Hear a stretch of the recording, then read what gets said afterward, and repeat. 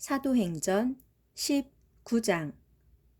아볼로가 고린도에 있는 동안 바울은 위에 있는 갈라디아 지방과 부르기아 지방을 거쳐 육로로 에베소에 도착했다. 거기서 바울은 몇 사람의 제자를 만났다. 바울이 그들에게 물었다. 여러분은 믿을 때에 성령을 받았습니까? 그들이 대답했다. 아닙니다. 우리는 성령이 있다는 말조차도 들어보지 못했습니다. 바울이 또 물었다. 그렇다면 여러분은 무슨 세례를 받았습니까? 그들이 대답했다. 세례 요한의 세례를 받았습니다.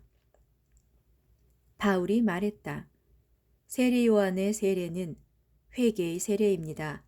세례 요한은 사람들에게 장차 자기보다 뒤에 오시는 분을 믿으라고 했는데 그분이 바로 예수입니다. 이 말을 듣고 제자들은 주 예수의 이름으로 세례를 받았다. 세례 후 바울이 그들의 머리에 손을 얹고 기도하자 성령이 그들에게 내렸다. 그러자 그들이 방언으로 말하고 예언을 하게 되었다. 그 자리에 모인 제자들은 12명 정도였다. 바울은 에베소의 회당에 들어가서 석 달 동안 하나님의 나라에 관해 강론하며 호소력 있는 설교를 했다. 그러나 몇몇 사람들은 마음이 완고하여 전혀 믿으려 하지 않았고 공공연하게 복음의 도를 거역하는 말을 떠들어댔다. 그래서 바울은 제자들을 데리고 회당을 떠나 두란노 학당으로 갔고 거기서 날마다 강론하고 가르쳤다. 이렇게 2회를 계속하는 동안 아시아 지방에 사는 유대인들과 헬라인 모두가 주님의 말씀을 듣게 되었다.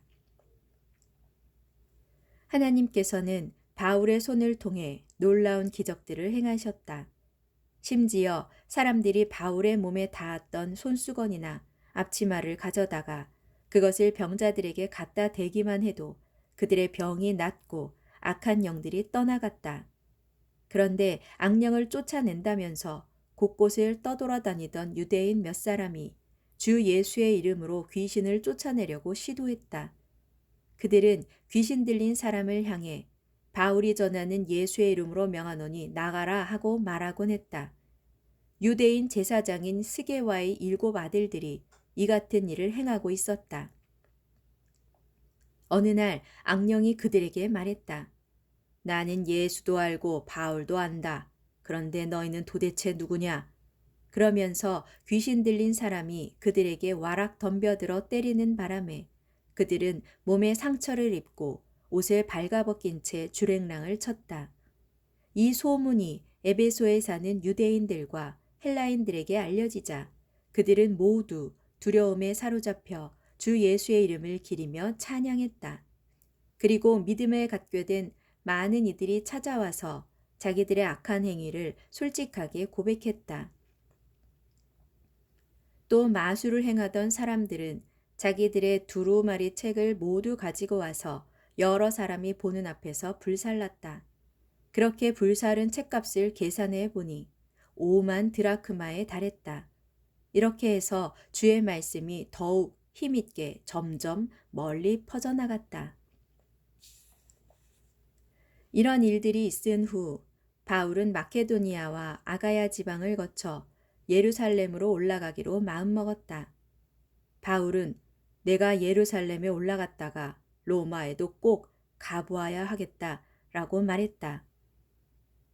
바울은 자기를 항상 도와주는 디모데와 에라스도를 마케도니아로 먼저 보낸 뒤 자신은 얼마 동안 더 아시아 지방에 머물렀다. 그 무렵 에베소에서는 사도들이 전한 주님의 말씀으로 인해 큰 소동이 일어났다. 아데미 여신의 모형 신전을 만드는 데메드리오라는 은세공업자는 직공들에게 적잖은 돈벌이를 하게 해주는 사람이었다. 그가 직공들과 그 일에 관련된 모든 사람들을 한자리에 불러놓고 말했다. 여러분, 아시다시피 우리는 이 사업으로 돈벌이가 꽤 괜찮았습니다. 그런데 여러분이 듣고 또 보시는 바와 같이 저 바울이라는 작자가 사람의 손으로 만든 것들은 결코 신일 수가 없다고 말하고 다니는 통에 우리 장사가 아주 큰 타격을 받게 되었습니다. 여기 에베소뿐만 아니라 아시아 지방의 거의 대부분이 이런 실정입니다. 이 일을 이대로 방치해 두면 우리 사업의 평판이 크게 나빠지게 될 뿐만 아니라 위대한 아데미 여신의 신전이 그 영향력을 잃게 됩니다. 아시아 지방은 물론 전 세계에 걸쳐 숭배되었던 아데미 여신의 위신이 땅에 떨어질 심각한 위기에 처해 있습니다. 이 말을 듣고 모인 사람들은 크게 화를 내면서 큰 소리로 외치기 시작했다. 에베소 사람의 위대한 여신 아데미 만세! 소동과 혼란은 순식간에 도시 전체로 번졌다. 사람들은 바울과 동행했던 마케도니아 출신의 가이오와 아리스다고를 붙잡아 일제히 원형극장으로 몰려갔다. 이때 바울은 군중 앞에 나서려 했지만 제자들이 극구 말렸다.